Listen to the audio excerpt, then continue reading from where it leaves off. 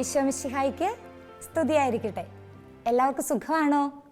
നമ്മൾ കണ്ടിട്ട് ഒരാഴ്ച കഴിഞ്ഞു അല്ലേ? ഈ ഒരാഴ്ച നമ്മുടെ ജീവിതത്തിൽ എന്തെല്ലാം സംഭവങ്ങൾ നടന്നിട്ടുണ്ട്, എന്തെല്ലാം കാര്യങ്ങൾ സംഭവിച്ചിട്ടുണ്ടല്ലേ? കുറേ സന്തോഷത്തിൻ്റെ കാര്യങ്ങളുണ്ട്, കുറേ നമുക്ക് സുഖവും സന്തോഷവും ഒക്കെ തരുന്ന കാര്യങ്ങളുണ്ട്, പിന്നെ ചെറിയ ചെറിയ വേദനകളൊക്കെ ഉണ്ടായിട്ടുണ്ട്. അവയെല്ലാം നമുക്ക് ഈശോയുടെ സന്നിധിയിലേക്ക് സമർപ്പിച്ചുകൊണ്ട് നമ്മളെ മുഴുവനും ഈശോയ്ക്ക് കൊടുത്തുകൊണ്ടൊന്ന് പ്രാർത്ഥിക്കാം അല്ലേ? ക്ലാസ് തുടങ്ങുന്നതിന് മുമ്പ് നമ്മളെ മുഴുവനും ഈശോയുടെ കരങ്ങളിലേക്ക് സമർപ്പിച്ചുകൊണ്ട് നമുക്ക് ഈ സമയം പ്രാർത്ഥിക്കാം. കൈകൾ കൂപ്പി കണ്ണടച്ച് സിസ്റ്റർ പ്രാർത്ഥിക്കുമ്പം ആ കൂടെ പ്രാർത്ഥിക്കണം കേട്ടോ. കാരുണ്യവാനായ നല്ല ഈശോയെ, അങ്ങയുടെ കരങ്ങളിലേക്ക് ഞങ്ങളുടെ ജീവിതം മുഴുവനും ഞങ്ങൾ ചേർത്ത് വയ്ക്കുന്നു. ഈശോയെ, അങ്ങ് ഞങ്ങളോടൊപ്പമുണ്ട് എന്ന് ഞങ്ങൾ വിശ്വസിക്കുന്നു. കഴിഞ്ഞ ഒരാഴ്ചക്കാലം അങ്ങ് ഞങ്ങളുടെ ജീവിതത്തെ അനുഗ്രഹിച്ചതിനെ ഓർത്ത് നന്ദി പറയുന്നു. ഇന്ന് ഞങ്ങൾ കേൾക്കുവാൻ പോകുന്ന ക്ലാസ്സിനെയും വചനത്തെയും ഞങ്ങളെ മുഴുവനും അങ്ങ് വിശുദ്ധീകരിക്കണമേ.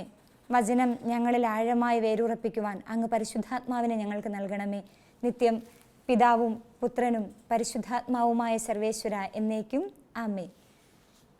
സുഖമാണോ? കഴിഞ്ഞ ആഴ്ച നമ്മൾ ഏത് ചാപ്റ്ററാണ് കംപ്ലീറ്റ് ചെയ്തത്?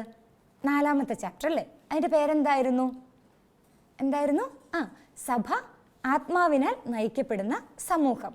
എന്തെല്ലാം കാര്യങ്ങളാണ് നമ്മളവിടെ കേട്ടത്? പരിശുദ്ധാത്മാവാണ് സഭയെ നയിക്കുന്നത്. മിടുക്കര, എല്ലാവർക്കും അറിയാലോ. അതിനകത്ത് ഏറ്റവും പ്രധാനമായിട്ട് നമ്മൾ കണ്ട ഒരാളുണ്ടല്ലോ, ഒരു വിശുദ്ധനുണ്ടല്ലോ. ആരായിരുന്നു അത്? സഭയിലെ ആദ്യത്തെ രക്തസാക്ഷി. അതാരായിരുന്നു? മിടുക്കര്, വിശുദ്ധ എസ്തപാനോസ് അല്ലേ? വിശുദ്ധ എസ്തപാനോസിൻ്റെ വീഡിയോ നമ്മൾ കണ്ടു. പിന്നീട് 2ാമത്തെ ക്ലാസ്സിൽ പരിശുദ്ധാത്മാവ് എങ്ങനെയാണ് സഭയെ നയിച്ചിരുന്നത് എന്നൊക്കെ 4ാമത്തെ ചാപ്റ്ററിൽ നമ്മൾ കണ്ടു. ഇനി 5ാമത്തെ ചാപ്റ്ററിലേക്ക് നമ്മൾ കിടക്കുവാണ്. എന്താണ് 5ാമത്തെ ചാപ്റ്റർ? ആരെങ്കിലും നോക്കിയായിരുന്നു പേരെന്താണെന്ന്? സഭ മിശിഹായുടെ ശരീരം. അതെന്താ മിശിഹായുടെ ശരീരമാകുന്നത് സഭ? ചിന്തിച്ചിട്ടുണ്ടോ അതെങ്ങനെയാണെന്ന്? ഇങ്ങനെ കേട്ടിട്ടുണ്ടോ സഭ മിശിഹായുടെ ശരീരമാണെന്ന്? 4ാം ക്ലാസ്സിൽ കേട്ടിട്ടുണ്ടല്ലേ? 4ാം ക്ലാസ്സിൽ നമ്മൾ പഠിച്ചിട്ടുണ്ട്. സഭാ ശരീരത്തിൻ്റെ ശിരസ് മിശിഹായാണ്.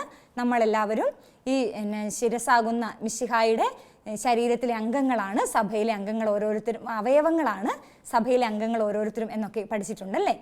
ഇതിനെക്കുറിച്ചാണ് നമ്മളിപ്പോൾ പഠിക്കുന്നത്. അതിനു മുമ്പ് നമുക്കൊരു വചനം വായിക്കാം. ഈ വചനത്തെ ആസ്പദമാക്കിയിട്ടാണ് ഇന്നത്തെ നമ്മുടെ ക്ലാസ് മുഴുവൻ മുന്നോട്ട് പോകുന്നത്. ശ്രദ്ധിച്ച് കേൾക്കണം. അപ്പസ്തോല പ്രവർത്തനങ്ങളിൽ നിന്നുള്ള വായന, അധ്യായം 9. സാവൂൾ അപ്പോഴും കർത്താവിൻ്റെ ശിഷ്യരുടെ നേരെ വധഭീഷണി ഉയർത്തിക്കൊണ്ടിരുന്നു. അവൻ പ്രധാന പുരോഹിതനെ സമീപിച്ച്, ക്രിസ്തുമാർഗം സ്വീകരിച്ച സ്ത്രീ പുരുഷന്മാരിൽ ആരെ കണ്ടാലും അവരെ ബന്ധനസ്ഥരാക്കി ജെറുസലേമിലേക്ക് കൊണ്ടുവരാൻ ദമാസ്കസിലെ സിനഗോഗുകളിലേക്കുള്ള അധികാരപത്രങ്ങൾ ആവശ്യപ്പെട്ടു. അവൻ യാത്ര ചെയ്ത് ദമാസ്കസിനെ സമീപിച്ചപ്പോൾ പെട്ടെന്ന് ആകാശത്ത് നിന്ന് ഒരു മിന്നലൊളി അവൻ്റെ മേൽ പതിച്ചു. അവൻ നിലം പതിച്ചു. ഒരു സ്വരം തന്നോട് ഇങ്ങനെ ചോദിക്കുന്നതും കേട്ടു, സാവൂൾ സാവൂൾ, നീ എന്തിന് എന്നെ പീഡിപ്പിക്കുന്നു? അവൻ ചോദിച്ചു, കർത്താവെ, അങ്ങ് ആരാണ്? അപ്പോൾ ഇങ്ങനെ മറുപടി ഉണ്ടായി, നീ പീഡിപ്പിക്കുന്ന യേശുവാണ് ഞാൻ. എഴുന്നേറ്റ് നഗരത്തിലേക്ക് പോവുക. നീ എന്താണ് ചെയ്യേണ്ടതെന്ന് അവിടെ വെച്ച് നിന്നെ അറിയിക്കും. അവനോടൊപ്പം യാത്ര ചെയ്തിരുന്നവർ സ്വരം കേട്ടെങ്കിലും ആരെയും കാണായികയാൽ സ്തബ്ധരായി നിന്നുപോയി. സാവൂൾ നിലത്തുനിന്ന് എഴുന്നേറ്റു. കണ്ണുകൾ തുറന്നിട്ടും ഒന്നും കാണാൻ അവന് കഴിഞ്ഞില്ല. തന്മൂലം അവർ അവനെ കൈക്ക് പിടിച്ച് ദമാസ്കസിലേക്ക് കൊണ്ടുപോയി. 3 ദിവസത്തേക്ക് അവന് കാഴ്ചയില്ലായിരുന്നു. അവനൊന്നും ഭക്ഷിക്കുകയോ പാനം ചെയ്യുകയോ ചെയ്തില്ല. നമ്മുടെ കർത്താവായ മിശിഹായ്ക്ക് സ്തുതി. ആരെക്കുറിച്ചാണ് ഈ വചനത്തിൽ കേട്ടത്? സാവൂൾ അല്ലേ? സാവൂൾ എന്ന ഒരു വ്യക്തിയെക്കുറിച്ചാണ്. നമുക്കിപ്പോൾ ഒരു വീഡിയോ കാണാം. ഈ സമയത്ത് വീഡിയോയിൽ ശരിക്കും ശ്രദ്ധിച്ച് നോക്കണം, എന്താണ് അവിടെ സംഭവിക്കുന്നതെന്ന് നോക്കണം. ഈ ഒരു വചനഭാഗത്തിൻ്റെ വീഡിയോയാണ്. സിസ്റ്റർ ചോദിക്കുമ്പം അതിനുള്ള കാര്യങ്ങൾ പറയണം കേട്ടോ. നോക്കിക്കേ, ഇങ്ങോട്ട് നോക്കിക്കേ.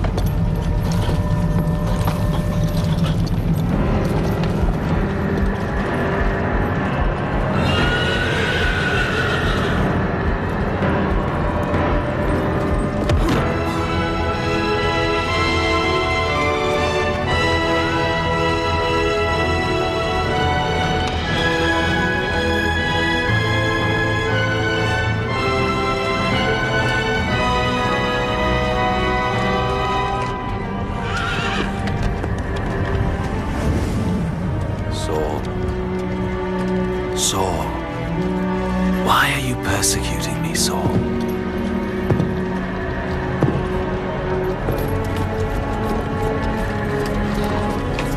Who are you?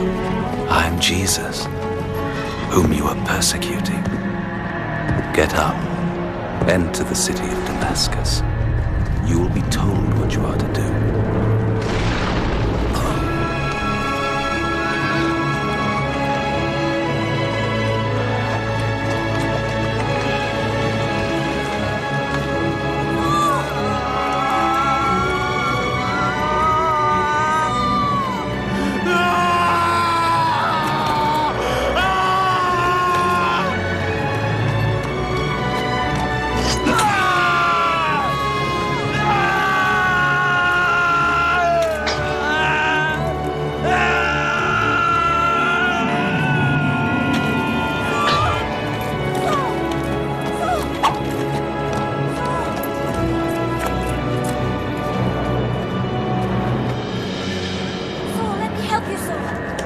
He blinded me!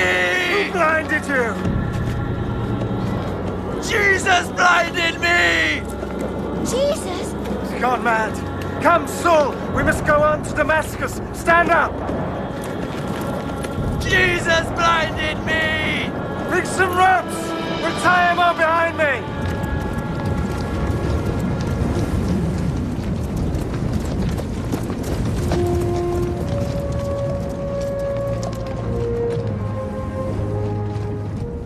Video കണ്ടു. എന്താണ് അതിലുള്ളത്? സാവൂൾ, ഒരു ചെറുപ്പക്കാരനായ മനുഷ്യൻ, വളരെ തീക്ഷ്ണതയോടുകൂടി എങ്ങോട്ടോ പോവുകയാണല്ലേ. പോകുന്ന വഴിക്ക് എന്താ സംഭവിച്ചത്? ഒരു പ്രകാശം അദ്ദേഹത്തിൻ്റെ മേൽ വന്നു പതിച്ചു. പിന്നീട് എന്തൊക്കെയോ സംഭവിക്കുന്നുണ്ട് അവിടെ. നമുക്ക് നോക്കാം എന്തൊക്കെയാണ് സംഭവിക്കുന്നതെന്ന്. അതിനു മുമ്പ് ഒരു കാര്യം സിസ്റ്റർ ചോദിക്കട്ടെ. ഈ മതപീഡനം എന്നതിനെക്കുറിച്ചൊക്കെ നിങ്ങൾ കേട്ടിട്ടുണ്ടോ? നമ്മൾ കേട്ടിട്ടുണ്ടല്ലേ. നമ്മൾ ഈ കാലഘട്ടത്തിലും നമ്മൾ അതിനെക്കുറിച്ച് കേൾക്കുന്നുണ്ട്. കഴിഞ്ഞ പാഠം നമ്മൾ പഠിച്ചു, ആദിമസഭയിലെ പീഡനങ്ങളെക്കുറിച്ച് പഠിച്ചു. ഈ കോപ്റ്റിക് ക്രിസ്ത്യൻസ് കുറച്ച് പേര് പീഡനത്തിനിരയായ സംഭവം നമ്മൾ കേട്ടിട്ടുണ്ടോ? ഇവിടെ കാണുന്ന പിക്ചറിലേക്കൊന്ന് നോക്കിക്കേ. 21 യുവാക്കന്മാർ സിറിയയിൽ കോപ്റ്റിക് ക്രിസ്ത്യൻസ് ആണ്. തീവ്രവാദികളുടെ തോക്കിന് മുൻപിൽ നിന്നുകൊണ്ട് അവർ പറഞ്ഞു ഈശോയുടെ നാമത്തെ നിഷേധിക്കാൻ പറഞ്ഞു. അവരാരെങ്കിലും നിഷേധിച്ചോ? ഇല്ല. നിഷേധിച്ചായിരുന്നെങ്കിൽ അവരുടെ ജീവൻ അവർക്ക് സംരക്ഷിക്കാമായിരുന്നു. പക്ഷെ അവർ നിഷേധിച്ചില്ല. ഈശോയുടെ നാമം അവർ ഉറക്കെ ഉദ്ഘോഷിക്കുകയാണ് ചെയ്തത്. അതുകൊണ്ട് തന്നെ അവരെന്ത് സംഭവിച്ചു? മരണപ്പെട്ടു അല്ലേ. ഇങ്ങനെ മരിച്ചു എന്ന് കരുതി അവരുടെ ജീവൻ തീർന്നു പോയോ? ഇല്ല. അവരൊക്കെ ഈശോയ്ക്ക് വേണ്ടി രക്തസാക്ഷികളായി തീർന്നു. ഇങ്ങനെ ഈ മതപീഡനത്തെക്കുറിച്ച് നമ്മൾ കുറേ പ്രാവശ്യം, കുറേ കാലങ്ങൾ, അന്ന് മുതൽ ആദിമസഭ മുതൽ ഇന്ന് വരെ നമ്മൾ കാണുന്നുണ്ട്. ഈ മതപീഡനം എന്നതുകൊണ്ട് സഭയിലെ ഒരു നെഗറ്റീവായിട്ടുള്ള കാര്യമാണോ? അല്ല അല്ലേ. സഭ എപ്പോഴും വളർന്നു വന്നിട്ടുള്ളത് ഈ രക്തസാക്ഷികളുടെ രക്തം വീണാണ് സഭ വളർന്നിട്ടുള്ളത്. ഇന്നും അത് സംഭവിക്കുന്നുണ്ട്. അങ്ങനെ സഭ വളർന്നുകൊണ്ടേയിരിക്കുന്നു. നോക്കുക, നമ്മൾ ഈ വീഡിയോയ്ക്കകത്ത് കണ്ടു സാവൂൾ എങ്ങോട്ടാണ് പോയത്. സാവൂൾ പോയത്, ആദ്യം സാവൂൾ ആരായിരുന്നു എന്ന് നമുക്ക് നോക്കാം. താർസോസ് നിവാസിയായിരുന്നു. എന്ന് പറഞ്ഞാൽ അതൊരു സ്ഥലമാണ്. താർസോസ് എന്നുള്ള സ്ഥലത്തായിരുന്നു സാവൂൾ ജീവിച്ചിരുന്നത്. ഒരു പ്രത്യേകതയുണ്ട്, തീക്ഷ്ണമതിയായ ഫരിസേയനായിരുന്നു. വെറും ഒരു ഫരിസേയനല്ല. ഫരിസേയൻ എന്ന് പറഞ്ഞാൽ എന്താ? യഹൂദരിൽ പല വിഭാഗങ്ങളുണ്ട്. അതിനകത്ത് ഏറ്റവും പ്രധാനപ്പെട്ട ഒരു വിഭാഗമാണ് ഫരിസേയ വിഭാഗം. അതിനകത്ത് തീക്ഷ്ണമതിയായ ആ മതത്തിന് വേണ്ടി നിലകൊണ്ടിരുന്ന വലിയൊരു വ്യക്തിയായിരുന്നു സാവൂൾ. അതുപോലെ തന്നെ ഗമാലിയേൽ എന്ന് പറഞ്ഞൊരു മനുഷ്യനുണ്ട്. അത് അവിടുത്തെ പേര് കേട്ട ഒരു റബ്ബി, ഒരു ഗുരുവായിരുന്നു ഗമാലിയേൽ. ഗമാലിയേലിനെ എല്ലാവരും ജനസമ്പന്നനായ ഒരു വ്യക്തിയായിരുന്നു. ഈ ഗമാലിയേലിൻ്റെ ശിഷ്യനായിരുന്നു സാവൂൾ. മാത്രമല്ല, സാവൂളിൻ്റെ തീക്ഷ്ണത എന്ന് പറയുന്നത് ക്രിസ്തുമാർഗം പിന്തുടരുന്നവരെയൊക്കെ പീഡിപ്പിക്കണം. യേശുവിൻ്റെ നാമം ആരൊക്കെ വഹിക്കുന്നുണ്ടോ അവരെയൊക്കെ ഈ ഭൂമുഖത്ത് നിന്ന് ഇല്ലാതാക്കണം. എന്തിനു വേണ്ടിയിട്ട്? യേശു ദൈവമൊന്നുമല്ല, മരിച്ചു, അടക്കം ചെയ്യപ്പെട്ടു, പിന്നീട് അവൻ്റെ നാമം ഈ ലോകത്ത് വേണ്ട. അങ്ങനെയായിരുന്നു സാവൂളിൻ്റെ കാഴ്ചപ്പാട്. അങ്ങനെ മതപീഡനം, അതായത് യേശുവിൻ്റെ നാമം വഹിക്കുന്നവരെയൊക്കെ വധിക്കുവാൻ വേണ്ടി തീക്ഷ്ണതയോടുകൂടി പ്രവർത്തിച്ചിരുന്ന വ്യക്തിയായിരുന്നു. ഇനി ജെറുസലേമിലുള്ളവരെ മാത്രമല്ല, ദമാസ്കസിലേക്ക് പോയി. അവിടെ ആരൊക്കെ യേശുവിൻ്റെ നാമം വഹിക്കുന്നുണ്ടോ, യേശുവിന് വേണ്ടി ജീവിക്കുന്നുണ്ടോ അവരെയൊക്കെ വധിക്കണം, അവരെയൊക്കെ പീഡിപ്പിക്കണം. അതിനുവേണ്ടിയുള്ള അധികാര പത്രവുമായിട്ടാണ് ഇവൻ, നമ്മൾ വീഡിയോയ്ക്കകത്ത് കണ്ടു കുതിരപ്പുറത്ത് പോകുന്നത് അല്ലേ, ആ ഒരു അധികാര പത്രവുമായിട്ട് കുതിരപ്പുറത്ത് പോവുകയായിരുന്നു. ഇത്രയും തീക്ഷ്ണതയുള്ള സാവൂളിനെ ഈശോ അങ്ങ് പിടിച്ചെടുത്തു. നോക്കുക, എന്നിട്ട് ഈശോ എന്ത് ചെയ്തു? ഈശോയ്ക്കറിയാം എത്ര തീക്ഷ്ണതയുള്ള മനുഷ്യനാണെങ്കിൽ തനിക്ക് വേണ്ടി അതിലേറെ തീക്ഷ്ണതയോടുകൂടി പ്രവർത്തിക്കുമെന്ന് ഈശോയ്ക്ക് അറിയാം. എന്നിട്ട് ഈശോ കുതിരപ്പുറത്ത് പോയ സാവൂളിനെ ഒരു മിന്നൽ സാവൂളിൻ്റെ കണ്ണിലേക്ക് വന്ന് പതിക്കുവാണ്. പിന്നീട് ഇദ്ദേഹത്തിനൊന്നും കാണാൻ പറ്റുന്നില്ല. എന്നിട്ട് എന്ത് സംഭവിച്ചു? സാവൂൾ അന്ധനായി തീരുകയാണ്. കൂടെ വന്നിരുന്നവരാണ് സാവൂളിനെ പിടിച്ച് നഗരത്തിലേക്ക്, ദമാസ്കസിലേക്ക് കൊണ്ടുപോയത്. അന്നേരം ഈശോ ചോദിക്കുന്നുണ്ട്, ഒരു സ്വരം കേൾക്കുകയാണ്, സാവൂൾ, സാവൂൾ, നീ എന്തിനാണ് എന്നെ പീഡിപ്പിക്കുന്നത്? സാവൂൾ ചോദിച്ചു, കർത്താവേ, അങ്ങ് ആരാണ്? ഈശോ പറഞ്ഞു, നീ പീഡിപ്പിക്കുന്ന യേശുവാണ് ഞാൻ. ശരിയാണോ? സാവൂൾ ഈശോയെയാണോ പീഡിപ്പിച്ചത്? നമ്മൾ കണ്ടോ എന്നെങ്കിലും സാവൂൾ ഈശോയെ പീഡിപ്പിച്ചത് കണ്ടോ? ഇല്ല അല്ലേ? പക്ഷേ അവിടുന്ന് സാവൂളിന് വലിയൊരു ഉൾക്കാഴ്ച ലഭിച്ചു. അതെന്താണെന്ന് നമുക്ക് നോക്കാം. എന്നിട്ട് സാവൂളിനെ അനനിയാസ് എന്ന് പറഞ്ഞ ഒരു മനുഷ്യൻ്റെ അടുത്തേക്ക് കൊണ്ടുപോയി അവിടുന്ന് സൗഖ്യം പ്രാപിക്കുകയും സാവൂള് ഈശോയ്ക്ക് വേണ്ടി പ്രവർത്തിക്കുന്ന വലിയൊരു തീക്ഷ്ണതയുള്ള മനുഷ്യനായി തീരുകയുമാണ് ചെയ്യുന്നത്. ഈ അനനിയാസിനോട് ഈശോ പറഞ്ഞു, വിജാതീയരുടെയും രാജാക്കന്മാരുടെയും ഇസ്രായേൽ മക്കളുടെയും മുൻപിൽ എൻ്റെ നാമം വഹിക്കുവാൻ തിരഞ്ഞെടുക്കപ്പെട്ട പാത്രമാണിവൻ. അതുകൊണ്ട് ഇവനെ സൗഖ്യം കൊടുക്കണം, അങ്ങനെ എനിക്ക് വേണ്ടി മാറ്റി നിർത്തണം എന്നുള്ളതാണ് അനനിയാസിനോട് പറഞ്ഞത്. ഈ ദർശനത്തിലൂടെ സാവൂളിന് മനസ്സിലായ കുറേ കാര്യങ്ങളുണ്ട്. ഈ സാവൂൾ ആരായിരുന്നു? നമ്മളിപ്പോൾ പറയുന്ന പൗലോസ്ലീഹ അല്ലേ? പൗലോസ്ലീഹ എന്നത് വേറൊരു റോമൻ പൗരത്വമുള്ള ആ ഒരു ഭാഷയിൽ സാവൂളിൻ്റെ പേരാണ് പൗലോസ് എന്നുള്ളത്. അറമായ ഭാഷയിൽ സാവൂൾ എന്നും വിളിക്കപ്പെടുന്നു. ഇങ്ങനെ 2 പേര് ഇദ്ദേഹത്തിനുണ്ടായിരുന്നു. എന്നിട്ട് ഈ സാവൂളിൻ്റെ ദർശനത്തിനുള്ള ഫലങ്ങൾ എന്തൊക്കെയാണെന്ന് നമുക്ക് നോക്കാം. ഈ ഒരു പ്രകാശവലയത്തിൻ്റെ, തനിക്ക് പ്രത്യക്ഷപ്പെട്ട പ്രകാശവലയത്തിൻ്റെ അർത്ഥം എന്താണെന്ന് അവൻ മനസ്സിലാക്കുകയാണ്. ആദ്യമായിട്ട് മനസ്സിലാക്കിയ കാര്യം, യഹൂദരെ പീഡിപ്പിച്ച് വധിച്ച യേശു ക്രിസ്തു ഇന്നും ജീവിക്കുന്നു. അവൻ മരിച്ചുപോയി, ഇങ്ങനെ ഒരാളില്ല എന്ന് പറഞ്ഞ് ഈ യേശുവിൻ്റെ നാമം വഹിച്ചവരെ മുഴുവനും പീഡിപ്പിച്ചിരുന്ന സാവൂളാണ് മനസ്സിലാക്കിയത് യേശു ഇന്നും ജീവിക്കുന്നുണ്ട് എന്നുള്ളത്. അതുമാത്രമല്ല, യേശു ജീവിക്കുന്നത് തൻ്റെ അനുയായികളിലൂടെയാണ് ഇന്ന് ജീവിക്കുന്നത്, സഭയിലൂടെ. തൻ്റെ അനുയായികൾ എന്നത് സഭയിലൂടെയാണ് യേശു ജീവിക്കുന്നത്. അവൻ സത്യമായിട്ടും ഇന്നും ജീവിക്കുന്നുണ്ട്. ഇത്രയും കാര്യങ്ങൾ സാവൂളിന് മനസ്സിലായി തൻ്റെ ഈ ദർശനത്തിലൂടെ, തൻ്റെ ഈ മിന്നൽ തൻ്റെ മേൽ വന്ന് പതിച്ചതിലൂടെ, ഈ ഒരു വലിയ ഈ ഒരു സംഭവത്തിലൂടെ സാവൂളിന് ഇങ്ങനെയുള്ള ദർശനം ലഭിക്കുകയാണ് ചെയ്യുന്നത്. സാവൂൾ അത് മനസ്സിലാക്കി. അന്നേരം സാവൂളിന് കിട്ടിയ വലിയൊരു ഉൾക്കാഴ്ചയുണ്ട്. സഭയാണ് മിശിഹായുടെ ശരീരം എന്നുള്ളത്. എങ്ങനെയാണ്? നമ്മുടെ ചാപ്റ്ററിൻ്റെ പേരെന്താണ്? സഭ മിശിഹായുടെ ശരീരം. സാവൂളിന് ഈ ദർശനത്തിലൂടെ ലഭിച്ച കാഴ്ചപ്പാടാണ് സഭ മിശിഹായുടെ ശരീരമാണെന്നുള്ളത്. അതെങ്ങനെയാണ് സഭ മിശിഹായുടെ ശരീരമാകുന്നത്? സാവൂളിനോട് ഈശോ പറഞ്ഞു, കർത്താവെ, അങ്ങ് ആരാണെന്ന് ചോദിച്ചപ്പോൾ ഈശോ പറഞ്ഞു, നീ പീഡിപ്പിക്കുന്ന ഈശോയാണ് ഞാനെന്ന്. സാവൂളിനറിയാം സാവൂൾ ഈശോയെ വ്യക്തിപരമായിട്ട് പീഡിപ്പിച്ചിട്ടൊന്നുമില്ല എന്നല്ലേ. സാവൂൾ ആരെയായിരുന്നു പീഡിപ്പിച്ചത്? ഈശോയുടെ അനുയായികളെ. അപ്പം അന്നേരം ആ സമയത്ത് സാവൂളിന് മനസ്സിലായി, ഈശോയുടെ അനുയായികളെ താൻ പീഡിപ്പിച്ചപ്പോൾ അത് ഈശോയെ തന്നെയാണ് പീഡിപ്പിച്ചത്. അങ്ങനെ ഈ സഭ എന്ന് പറയുന്നത് ഈശോ തന്നെയാണ്, ഈശോയുടെ ശരീരമാണ് സഭ എന്നുള്ളത്. ഇങ്ങനെയുള്ള ഒരു കാഴ്ചപ്പാട് സാവൂളിന് ലഭിക്കുകയാണ് ചെയ്തത്. ഇനി ഈ സഭാ ശരീരത്തിൻ്റെ ശിരസ് എന്ന് പറയുന്നത് പൗലോസ്ലീഹ പറയുന്നുണ്ട്, നാം പലരാണെങ്കിലും ക്രിസ്തുവിൽ ഏക ശരീരമാണ്, എല്ലാവരും പരസ്പരം ബന്ധപ്പെട്ട അവയവങ്ങളുമാണ്. നാം പലരാണെങ്കിലും ക്രിസ്തുവിൽ ഏക ശരീരമാണ്, എല്ലാവരും പരസ്പരം ബന്ധപ്പെട്ട അവയവങ്ങളുമാണ്. നമുക്ക് നോക്കാം എങ്ങനെയാണ് നമ്മൾ ഏക ശരീരമായി തീരുന്നത്. നമ്മളുടെ ശരീരത്തിൻ്റെ ശിരസ് നമുക്കറിയാം അല്ലെ, ശിരസിൻ്റെ പ്രാധാന്യം എന്താണെന്ന് നമുക്കറിയാം. അതുപോലെ തന്നെ നമുക്ക് പല അവയവങ്ങളുണ്ട്. ഇങ്ങനെ ഈ ഓരോ അവയവത്തിനും, ഈ അവയവത്തെ മുഴുവൻ നിയന്ത്രിക്കുന്നത് ആരാണ്? ശിരസ് അല്ലേ. നമ്മൾ ബയോളജി ഒക്കെ പഠിക്കുമ്പോൾ നമുക്കറിയാം ശിരസാണ് അതിൻ്റെ മെയിൻ ആയിട്ടുള്ള കാര്യങ്ങൾ എല്ലാ കാര്യങ്ങളും നമ്മുടെ ശരീരത്തിനെ നിയന്ത്രിക്കുന്നത് ശിരസാണ്. ഒന്ന് നോക്കിക്കേ, നമ്മളിപ്പം ലോക്ക്ഡൗൺ കാലത്ത് ഇങ്ങനെ ഇരിക്കുമ്പോൾ വെറുതെ ഇരിക്കുവാണോ? എന്തെല്ലാം കളി കളിക്കുന്നുണ്ടല്ലേ. ഫുട്ബോൾ കളിക്കുന്ന ഒരു സമയത്ത് പന്തിങ്ങനെ അടിച്ചു വിടുമ്പോൾ നമ്മുടെ കാല് പോയി തട്ടി, ഇടതുകാല് പോയി തട്ടി. എന്നിട്ട് എന്ത് സംഭവിച്ചു? അതിൻ്റെ നഖം കുറച്ച് പൊളിഞ്ഞു പോയി. അപ്പോൾ എന്താ നമ്മൾ ആദ്യം ചെയ്യുന്ന കാര്യം എന്താ? വേഗം അവിടെ ഇരുന്നിട്ട് ഒന്ന് അതിനെ ഇങ്ങനെ ഞെക്കിപ്പിടിക്കും, പിന്നെ ഒന്ന് ഊതി കൊടുക്കും അല്ലേ. ഇതാരാ നമ്മളോട് പറയുന്നത്? അടുത്തിരിക്കുന്ന ആൾ പറഞ്ഞിട്ടാണോ നമ്മളത് ചെയ്യുന്നത്? എടാ നീ അവിടെ ഇരിക്കടാ എന്നൊക്കെ പറയുന്നുണ്ടോ? ഇല്ല. അതാരാ പറയുന്നേ? നമുക്കറിയാം, നമ്മളുടെ ശിരസ്, തലച്ചോറ് ഈ വേദന തലച്ചോറിലെത്തുകയും അങ്ങനെ അത് നമുക്ക് അനുഭവപ്പെടുകയുമാണ് ചെയ്യുന്നത്. അന്നേരം തലച്ചോറ് പറയുവാണ്, ശിരസ് പറയുവാണ്, അവിടെ ഇരിക്കുക, എന്നിട്ടൊന്ന് ഊതി കൊടുക്ക്, അങ്ങനെ കുറച്ച് ആശ്വാസം കിട്ടും എന്നൊക്കെ പറയൂ അല്ലേ. ഇങ്ങനെയാണ് ശരീരത്തെ മുഴുവൻ നിയന്ത്രിക്കുന്നത് ശിരസ്സാണ്. അപ്പം ഈ ഒരു ഉൾക്കാഴ്ച പൗലോസ്ലീഹായ്ക്ക് ലഭിക്കുകയാണ്. ഒരു ശരീരത്തിൻ്റെ വിവിധ അവയവങ്ങളാണ് സഭയാകുന്ന സഭയിലെ അംഗങ്ങൾ എന്നുള്ളത് മിശിഹായുടെ ശരീരമാണ്. ഇതിലെ ഓരോ അംഗങ്ങളും മിശിഹായുടെ ശരീരത്തിലെ വിവിധ അവയവങ്ങളാണ്. അങ്ങനെയാണെങ്കിൽ ഈ അവയവങ്ങളെ നിയന്ത്രിക്കുന്നത് ആരാണ്? ഈ അവയവങ്ങളെ നിയന്ത്രിക്കുന്നത്? ശിരസ്. ആരാണ് സഭാ ശരീരത്തിൻ്റെ ശിരസ് എന്നത്? മിശിഹ അല്ലേ. ഈശോയാണ് സഭാ ശരീരത്തിൻ്റെ ശിരസ്. ഈ ശിരസിൽ നിന്നുമാണ് ശരീരം മുഴുവനിലേക്കും അതിൻ്റെ ജീവൻ പ്രവഹിക്കുന്നത്, അതിൻ്റെ നിയന്ത്രണങ്ങൾ മുഴുവനും വരുന്നത്. അങ്ങനെയാണെങ്കിൽ ശിരസായ മിശിഹായായിരിക്കും സഭയെ മുഴുവനും നിയന്ത്രിക്കുന്നത്. അപ്പോൾ പൗലോസ്ലീഹായ്ക്ക് മനസ്സിലായല്ലോ, താൻ അംഗങ്ങളെ പീഡിപ്പിച്ചപ്പോൾ മുഴുവനും പീഡിപ്പിക്കപ്പെട്ടത് ആരായിരുന്നു? ഈശോയായിരുന്നു എന്നുള്ളത് പൗലോസ്ലീഹായ്ക്ക് മനസ്സിലായി. ഇനി ഈ നമ്മൾ ശിരസിനെ നമ്മളുടെ അവയവങ്ങൾ അനുസരിക്കുന്നത് പോലെ തന്നെ ആ കാലുമുട്ടിയപ്പം ഞാൻ ഒന്ന് ഊതിക്കൊടുത്തേ എന്ന് പറഞ്ഞപ്പം എനിക്ക് സൗകര്യമില്ലെന്ന് പറഞ്ഞായിരുന്നെങ്കിലോ നമുക്ക് വേദനയ്ക്കൊരു ശമനം ലഭിക്കുമായിരുന്നോ?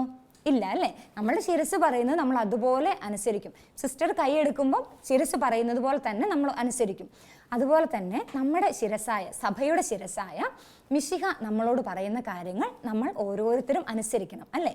ഇങ്ങനെയാണ്. ഇനി ഈ ശിരസും ശരീരവും തമ്മിലൊരു ജീവാത്മകമായ ബന്ധമുണ്ട് അല്ലേ. നമ്മുടെ ശരീരത്തിന് ഒരു ജീവാത്മകമായ ബന്ധമുണ്ട്. ഇതുപോലെ തന്നെ മിശിഹായും സഭയും തമ്മിലും ഒരു ബന്ധമുണ്ട്. അതെന്ത് ബന്ധമാണ്? ദൈവിക ജീവനിലുള്ള ഒരു ബന്ധമാണ്. ദൈവിക ജീവനാണ് മിശിഹായും നമ്മളുടെ സഭയാകുന്ന അംഗങ്ങളും തമ്മിൽ യോജിപ്പിച്ച് നിർത്തുന്ന ഒരു ബന്ധം എന്ന് പറയുന്നത്. ഈ ഒരു ബന്ധമാണ് ഈശോയിലേക്ക് നമ്മളെ വളർത്തുന്നതും. ഈ ഒരു കാര്യം നമുക്ക് ഓർത്തിരിക്കണം. ഇത്രയും കാര്യങ്ങൾ എന്തൊക്കെയാണെന്ന് നമുക്ക് മനസ്സിലായില്ലേ? ഇല്ലേ. സഭാ ശരീരത്തിൻ്റെ ശിരസാണ് ആര്? മിശിഹ. 4ാം ക്ലാസ്സിൽ പഠിച്ചതാണ്, അതുകൊണ്ട് ഇപ്പോഴും ഓർമ്മയുണ്ട്. ഇനി അതുപോലെ തന്നെ ആരായിരുന്നു ഈ ഒരു വലിയ ഉൾക്കാഴ്ച കൊണ്ടുവന്നത്? പൗലോസ്ലീഹ അല്ലേ. ഏത് വചനത്തിലൂടെയാണ് നമ്മളത് കണ്ടത്? നാം പലരാണെങ്കിലും ക്രിസ്തുവിൽ ഏക ശരീരമാണ്, എല്ലാവരും പരസ്പരം ബന്ധപ്പെട്ട അവയവങ്ങളുമാണ്. അത് എവിടെയാണെന്ന് ചോദിച്ചാൽ റോമാക്കാർക്ക് എഴുതിയ ലേഖനം 12-ാം അധ്യായം 5-ാമത്തെ തിരുവചനമാണിത്.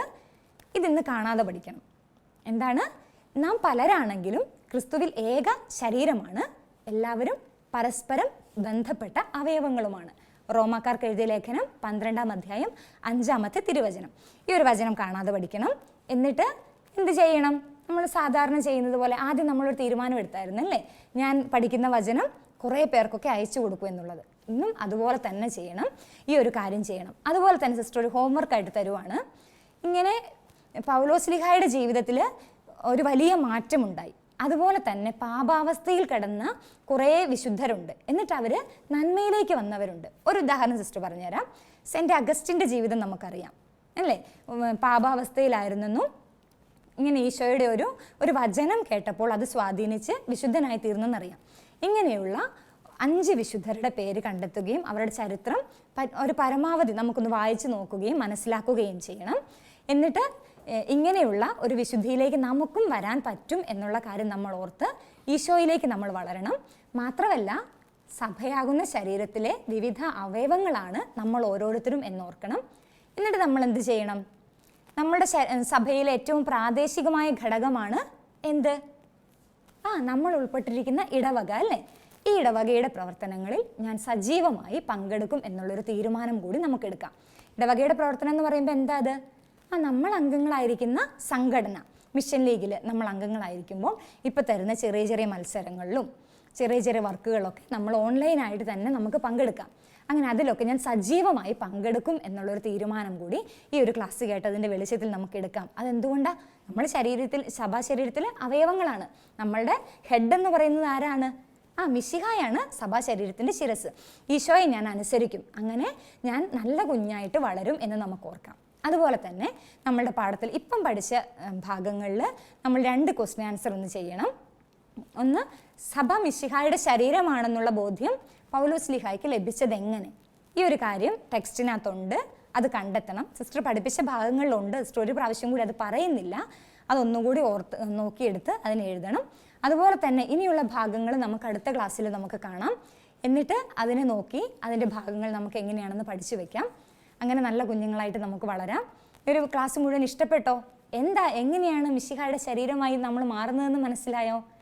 പൗലോസ്ലീഹായ്ക്ക് ലഭിച്ച വലിയൊരു ദർശനത്തിലൂടെയാണ് ഈ ഒരു കാഴ്ചപ്പാട് ലഭിച്ചത് അല്ലേ? ഈ ഒരു ഭാഗം മുഴുവൻ നമുക്ക് ഈശോയുടെ കരങ്ങളിലേക്ക് സമർപ്പിച്ചുകൊണ്ട് നമുക്ക് ഇന്ന് നമ്മൾ കേട്ട കാര്യങ്ങളെ നമുക്ക് ഒരിക്കൽ കൂടി ഈശോയുടെ കരങ്ങളിലേക്ക് കൊടുക്കാം. എന്നിട്ട് ഈശോയെ പൗലോസ്ലീഹായെ പോലെ തീക്ഷ്ണതയുള്ള ക്രിസ്ത്യാനികളാക്കി ഞങ്ങളെ വളർത്തണമേ എന്ന് നമുക്ക് പ്രാർത്ഥിക്കാം. കണ്ണടച്ച് നമുക്കൊരു മിനിറ്റ് പ്രാർത്ഥിക്കാം.